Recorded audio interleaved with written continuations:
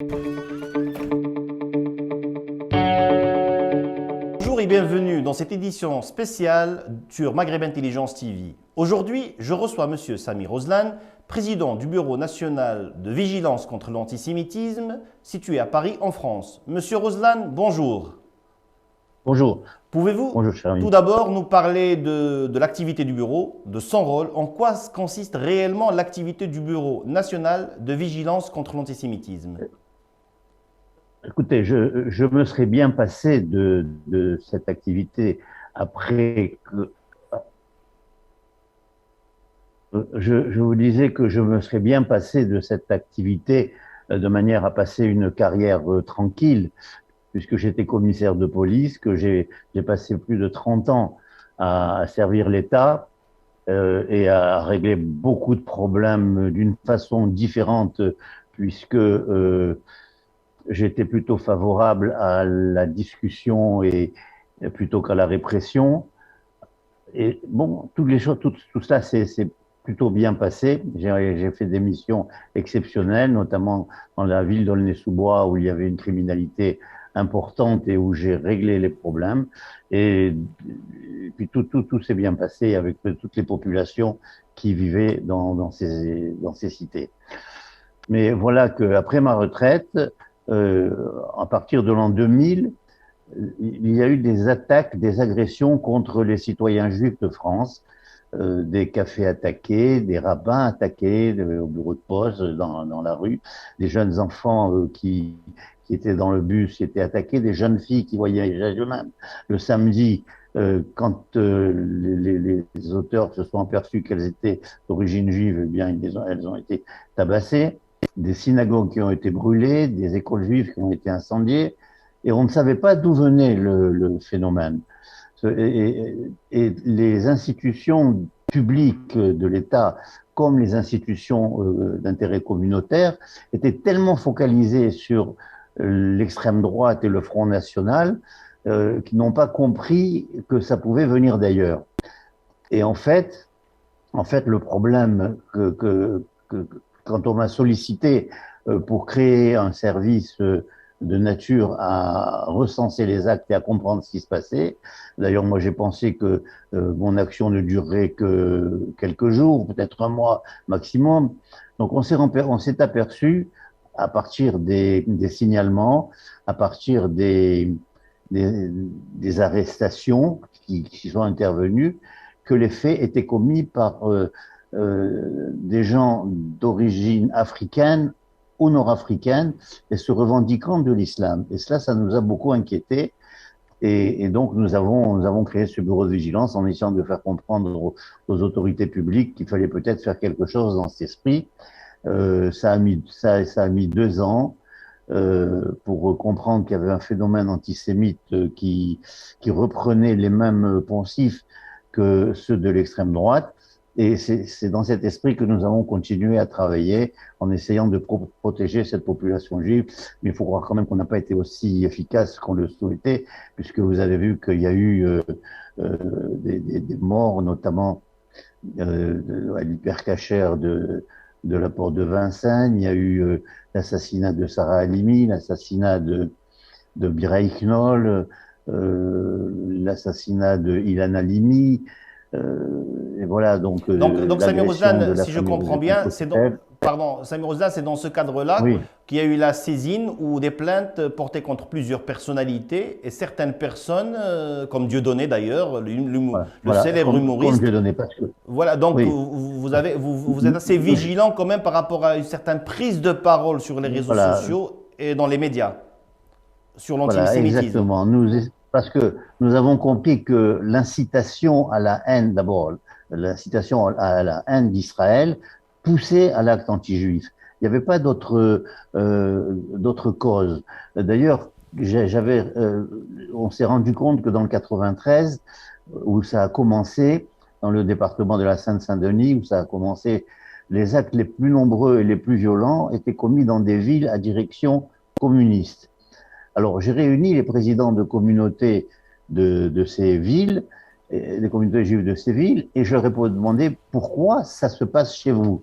Et ils m'ont expliqué que les maires, les élus de ces communes publiaient un bulletin, soit hebdomadaire, soit mensuel, soit bimensuel, mais qui avait toujours trait à Israël et la Palestine. Et ça a donné le sentiment aux habitants de confession musulmane qu'ils devaient s'investir pour défendre leurs cousins en Palestine. Et de là, parce que jamais, jamais, au grand jamais, ce genre de choses ne se serait passé. Jamais les gens d'origine musulmane ne se seraient attaqués de la sorte à des juifs s'il n'y avait pas eu le sentiment qu'ils avaient l'appui et le consentement de certaines personnes qui détiennent une partie du pouvoir politique. Justement, Monsieur Samir Ouzlan, votre bureau vient de saisir l'Office français de protection des réfugiés apatrides contre les époux Filali, un couple marocain qui vient d'habiter en France, de demander l'exil en France. Sur quelle base vous avez fait cette saisine? Bien, écoutez, nous savons que les réseaux sociaux sont très, très influents, très actifs sur l'antisémitisme, sur le racisme en général, qui menacent, qui attaquent les gens qui menacent d'attaquer, qui ont des menaces de mort. Dernièrement, nous avons fait interpeller et arrêter un islamiste qui menaçait des journalistes de BFM TV, des journalistes juifs évidemment. Nous avons fait arrêter un certain nombre d'individus d'extrême droite aussi qui menaçaient, qui utilisent les réseaux sociaux pour attaquer et viser leur proie.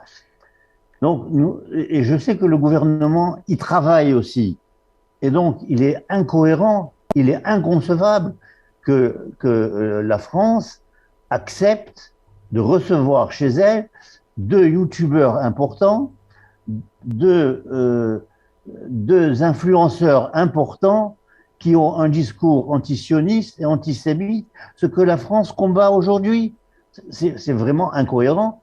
Alors, c'est la raison pour laquelle j'ai écrit à la fois au ministre de l'Intérieur, puisque l'OFPRA est sous l'autorité du ministère de l'Intérieur, et j'ai écrit à M. Boucher, le directeur général de l'OFPRA, pour leur demander de refuser immédiatement la demande d'asile. Ils ont une nationalité. Je sais qu'ils attaquent le Maroc, mais puisqu'ils attaquent le Maroc, c'est au Maroc de s'occuper de leur cas. Ils attaquent le roi du Maroc également. Mais donc ce n'est pas à nous de les recevoir, alors qu'on sait qu'ils vont être des influenceurs dangereux, et qu'on va encore subir ce que C'est-à-dire vous faites allusion à la quenelle de soutien à Dieudonné et Alain Soral. À Dieudonné, oui, Alain Soral aussi. ils ont fait Alain Soral aussi. Nous avons une vingtaine de plaintes contre Alain Soral. Il a des condamnations incroyables, de la même sorte que Dieudonné. D'ailleurs, j'ai demandé à l'huissier de saisir les droits d'auteur de l'assassin de Dieudonné, puisqu'il paraît soi-disant insolvable. Il a des peines de prison, il a des peines d'amende, et rien n'est exécuté, rien n'est fait. Et il continue, et vous savez, c'est depuis 2004. Je connaissais pas Dieudonné. C'est une dame j'animais aussi des émissions radio sur Judaïque FM à ce moment-là, et dans les années 2004 comme ça. Et voilà qu'une dame m'appelle et elle me dit, Monsieur Gozlan, elle est tombée dans les pommes parce qu'elle a vu une affiche où Dieudonné était habillé en costume nazi. Elle s'est retrouvée dans un Paris de son enfance où il y avait des nazis. Elle a perdu connaissance, il a fallu la ranimer, et elle m'a fait part de ça, vous savez, avec son accent yiddish, son accent d'Europe centrale comme ça, c'était très, très émouvant. Et c'est de là que j'ai pensé qu'il fallait évidemment faire quelque chose pour empêcher ces gens-là de nuire encore et de créer des fossés. Donc les époux Filali sont bien dans cette mouvance. Les époux Filali qui demandent aujourd'hui l'asile à la France sont dans cette mouvance-là. Ils sont dans cette mouvance et ce sont de dangereux youtubeurs qui vont influencer un grand nombre de jeunes et qui vont pousser ces jeunes à un acte violent, soit contre la France, soit contre les Français de confession juive. et D'accord. nous avons déjà donné notre tribut. Donc, et les époux Filali, justement, ne cachent pas, aussi Adnan Filali, ne cache pas son amitié, ne cache pas son soutien au Hezbollah lors des attaques contre Israël et à Exact. l'armée iranienne. Exactement, exactement, vous avez parfaitement raison, j'allais y venir. Pour elle, le Hezbollah, c'est la meilleure armée du monde et c'est l'armée qu'il faut soutenir. Alors que le monde entier considère le Hezbollah comme une organisation islamo-terroriste. Ce sont ceux qui commandent des attentats un peu partout dans le monde et qui ont tué aussi beaucoup de Français. Monsieur Rouslan, président du Bureau national de vigilance contre l'antisémitisme, pensez-vous que l'État français, que l'Office français de protection des réfugiés et apatrides va interréagir avec votre saisine? Je crois qu'ils vont réagir. Parce qu'on ne peut pas, il faut être cohérent dans l'État. Il faut être cohérent de deux choses l'une. Ou on combat l'antisémitisme et l'antisionisme, ou alors, et surtout à travers les réseaux sociaux, puisqu'on met des youtubeurs en prison aujourd'hui. Et ceux-là, on va les accueillir, on va leur donner l'asile, on va leur donner une protection, on va leur donner des subventions, des aides médicales et des aides financières et des salaires. C'est inadmissible. C'est inadmissible. Donc j'ai bien saisi le ministre de l'Intérieur et le directeur de l'OFPRA. C'est vrai qu'il y a des manifestations qui sont tolérées, mais nous n'allons pas justement devoir donner là aussi une forme de liberté, même si c'est une liberté d'expression, à quelqu'un qui est dans cet esprit et qui est dans cette menace que vont subir encore les citoyens de confession juive. Donc la loi doit agir aussi contre cette liberté d'expression qui appelle à la haine, qui appelle au meurtre et qui appelle à la détestation d'autrui.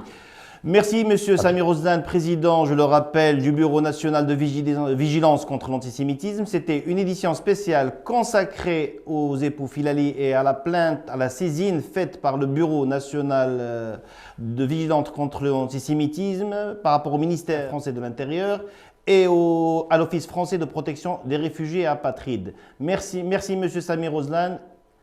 Merci d'avoir été avec nous. C'est moi. Et merci d'avoir été avec nous. قبل ما تخرجوا ما تنسوش تابوناو في العشان يوتيوب وبارطاجيو الفيديو وديروا جيم وتابعوا الدار على مواقع التواصل الاجتماعي.